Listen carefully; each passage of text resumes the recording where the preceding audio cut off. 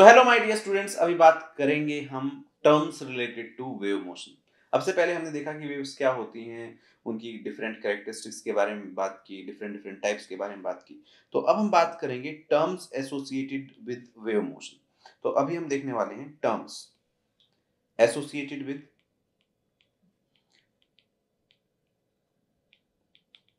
Wave motion. गिन चुन के हमारे पास 3-4 ऐसी टर्मिनोलॉजीज हैं, मतलब ये आपकी वोकेबलरी में ऐड हो जानी चाहिए जब भी हम वेव्स के बारे में बात करेंगे, तो इनके बारे में बात जरूर करेंगे। तो चलिए देखते हैं सबसे पहला क्या है। सबसे पहली जो टर्म है जो हम बात करेंगे that will be amplitude. Amplitude. So what is the amplitude of a wave? Amplitude का डायरेक्ट रिलेशन एक तो होता है लाउडनेस से, बट यहाँ पे एम्पलीट्यूड पहले समझते हैं कि एम्पलीट्यूड है क्या। मान लीजिए अगर कोई भी वेव, अगर मैं ये यहाँ पे ड्रॉ करता हूँ, if this is one wave, तो ये इसका क्रेस्ट हुआ, this is your crest, this is your trough and this is your main position. तो एक पार्टिकल अपनी मेन पोजीशन से कितना ऊपर और कितना नीचे जाता है, मतलब कितना ऊपर या फिर कितना नीचे जा सकता है मैक्सिमम, उसको हम एम्पलीट्यूड बोलते हैं, उसको हम बोलते हैं एम्पलीट्यूड। इसकी एसआई यूनिट मीटर होती है, इसको हम मीटर में मेजर करते हैं। तो what is amplitude, how will you define it? आपकी बुक में भी इसकी डेफिनेशन है।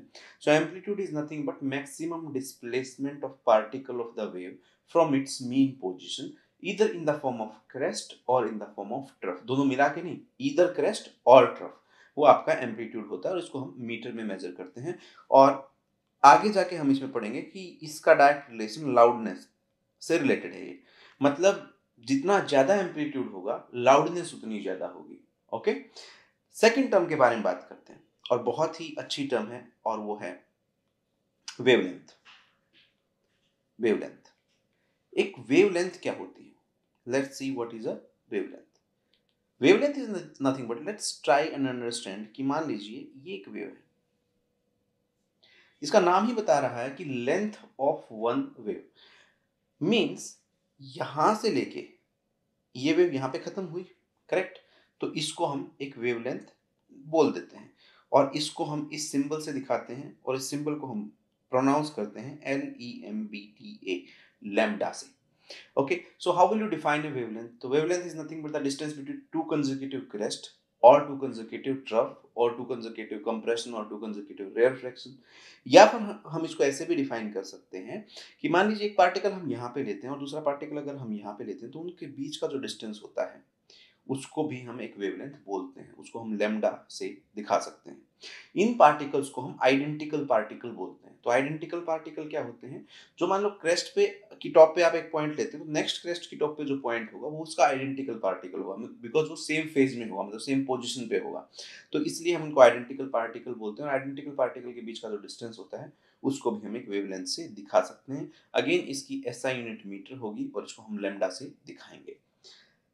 कलर्स के बारे में बात करें तो रेड कलर की वेवलेंथ सबसे ज्यादा होती है, ब्लू कलर की सबसे कम होती है, इसलिए रेड कलर बहुत लंबा चल सकता है। ये सब चीजें भी हम लाइट्स में पढ़ेंगे। ओके, लाइट्स में भी, because light is also a wave, but ये सब चीजें हम, ये सब कॉन्सेप्ट वापस से उसमें देखेंगे। थर्ड जो है उसमें हम बात करेंगे टाइम पीरियड की। टाइम पीरियड, टाइम पीरियड क्या होता है? Time taken by the wave to complete one oscillation और one wave.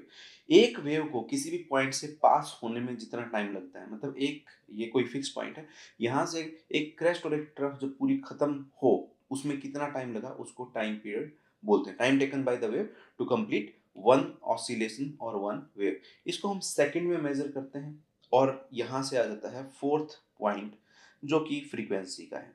Okay, frequency. Frequency क्या होती है? फ्रीक्वेंसी को हम अलग अलग बुक में अलग अलग चीज से रिप्रेजेंट करते हैं। कहीं पे इसको एफ से दिखाया जाता है, कहीं पे इसको एन से दिखाया जाता है, कहीं पे इसको न्यू से दिखाया जाता है। आपकी मर्जी, जो आपकी बुक में हो आप उसको उससे रिप्रेजेंट कर सकते हैं। So what is frequency? Frequency is nothing but number of waves per unit time. Okay, number of waves divided by time और टाइम पीरियड।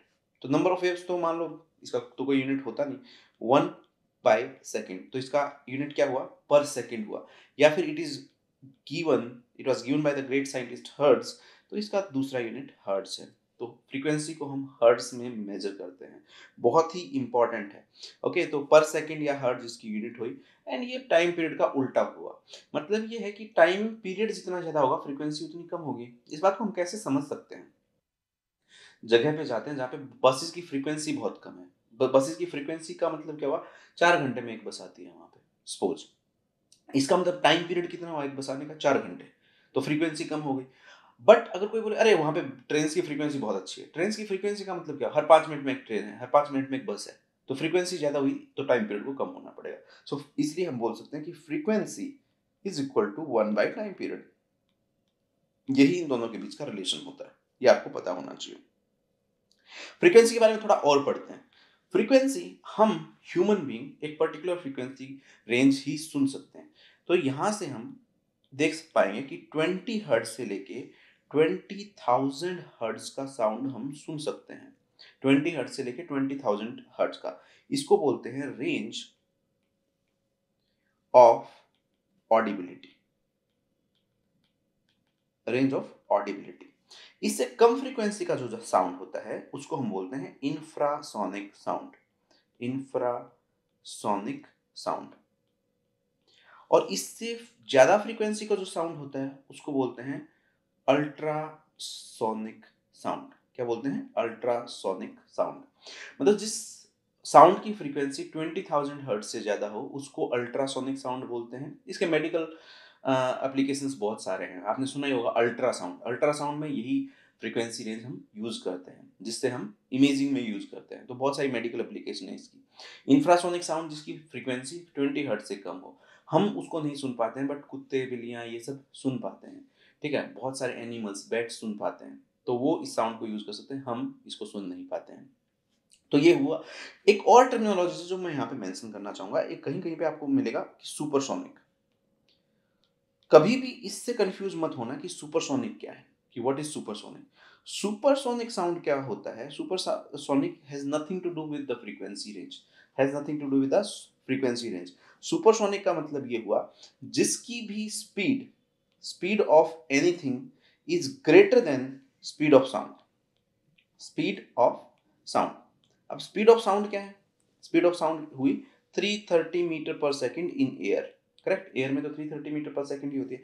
तो अगर कोई भी ऑब्जेक्ट 330 मीटर पर सेकंड से ज्यादा स्पीड से चल रहा हो तो उसको हम सुपरसोनिक ऑब्जेक्ट बोलते हैं। तो ऐसे कई सारे जेट्स हैं, तो हम उनको सुपरसोनिक जेट्स बोलेंगे।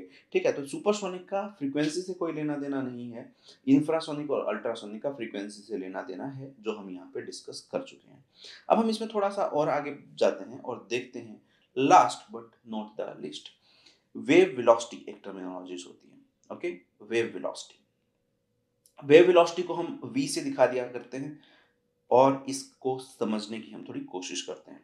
तो वेव वेलोसिटी क्या होती है? Wave velocity is nothing but velocity is, velocity किसके बराबर होती है? Wavelength by sorry length by time.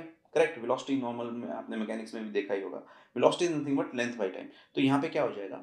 Wavelength, because यहाँ पे लेंथ के नाम पे के पास क्या है? Wavelength, divided by time period. Correct. अब 1 बाय टाइम पीरियड क्या होता है? फ्रीक्वेंसी। तो वेलोसिटी किसके बराबर हो जाएगी? Velocity is equal to wavelength into frequency. यही इनके बीच का रिलेशन भी होता है। Velocity is equal to wavelength मतलब लेमडा इनटू फ्रीक्वेंसी मतलब न्यू, या फिर एफ या एन, जो भी आप रिप्रेजेंट करना चाहें। So this is the relation between wave velocity, wavelength and frequency. इसके ऊपर आपके पास कुछ न्यूमेरिकल होंगे जो हम सॉल्व करेंगे और आपको अपनी बुक से प्रैक्टिस करना है। तो तब तक के लिए आप प्रैक्टिस करते रहिए। हम मिलते हैं नेक्स्ट सेशन में।